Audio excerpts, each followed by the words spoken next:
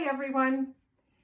Here we are about a month into the pandemic, and I know that a lot of you are getting pretty desperate about your hair, about your hair color, about many other things. So today I'm going to give you a little tutorial on how to apply your hair color. Some of you will be using color that I've provided for you. Some of you will have some other way to get it, the drugstore or something online. But there are a few little tips that I can teach you about the application process, no matter what you're using. First, I want you to meet Serena. Hello. I'm hoping for all of you that once you get your hair done, you'll feel a little calmer and more serene. So let's get started. So you're going to need a brush. Just remember that the pointy end is your tool for sectioning. It works really well. You probably don't need a comb for anything. You might want to clip around just because, it might just make it easier for you. So you're going to need that. You're going to need some spray water. I do recommend spraying a little water on it, and the reason for that is because color can be done wet or dry. However, when it's wet, it will pop out of your hands a little less, and also it will sort of distribute more evenly when you're brushing it on, because especially if you have lots of hair like Serena, you're gonna miss some spots. So do not expect to be perfect, but let's focus on the areas that really matter, which you can look in the mirror and know which they are. You look in the mirror and you're just like, oh my God, I see my roots here. You look at your hairline and see gray coming in. The one part you don't see quite so much, but is really important because everyone else sees it. It's this round part of your head. So what we're going to do today, first anyway, is going to be to cover the part, cover around the round of the head and the hairline. So that's going to be how you start for everyone, and for some people that's all they are going to do, because they don't have that much gray, it's not making them that crazy. And if you are one of those people and you got your color from me, you will have enough to do it 2 times. So you can't mix it all up then, you just can only mix half of it. So you can eyeball half from part A and part B. The color comes in 2 parts that have to get mixed together, A and B. And you'll get your color from me in some little container, possibly a Ziploc bag. I haven't decided yet. Anyway, let's get started. Some of you with dark color get a lot of hair on your hairline, and we can use some Vaseline as a protector, just a little on our fingers, put it around our hairline, being careful not to cover even one teeny weeny little hair, because then it won't take the color. But again, don't worry too much because you're going to miss plenty anyway. So now we have our color all mixed up. I've mixed up part A and part B, and I have my brush and I'm ready to go. So I will start right on the hairline, because that's also going to push it off your face and just be easier for you to get to the rest of it. So I'm not going to put too much on the brush because I don't want it dripping all over the place, but I'm just going to go dab it.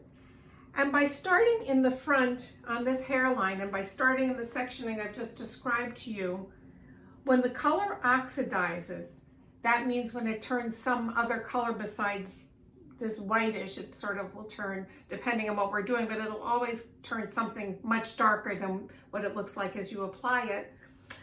Then at the end, after you've done all the rest, you can come back and retouch it, because by then you'll be able to see if you missed any little hairs, and then you can cover them up again. So you've all watched me apply your color. Hopefully you were so serene you didn't really pay any attention.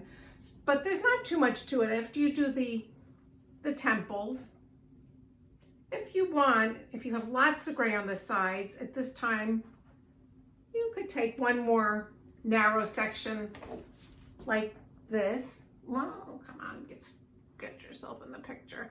Just like that, and then you can dab a little right there. Hairline, hairline, hairline. Same thing on that side. So that's your start part. Then you're going to go wherever the part is. Make sure you get the whole hairline. Don't miss anything. See how the hairline goes around in that kind of a curvy shape? Go with it. The part, wherever her part is, and I'm going to just say Serena has a side part, we're going to take maybe this much on either side of the part. You don't have to clip it. It's, mental. You can just keep that thought in your head, or you can section it out like this. Apply some color. Now remember, this gets very hard because your dominant hand works better on one side than the other, and you're just going to have to figure out different head positions for yourself to make it all work. Sometimes if I'm doing things trying to get to that side of my head, I just tilt my head more and I go farther down, from the side where my hand works better. Then I only have this much left with my less dominant hand. So now, the one thing I really have to emphasize, because I know a lot of you have color and highlights, try not to cover your highlights. You paid a lot of money for them, and it'll be some time before you get them again. So really, if this is your section and you see highlights, I'm just making a crazy section here, and your white goes to here, just go from here to here. Do not cover your highlights if you can help it. Okay, so now we've done, let's say we've done this, we've done this.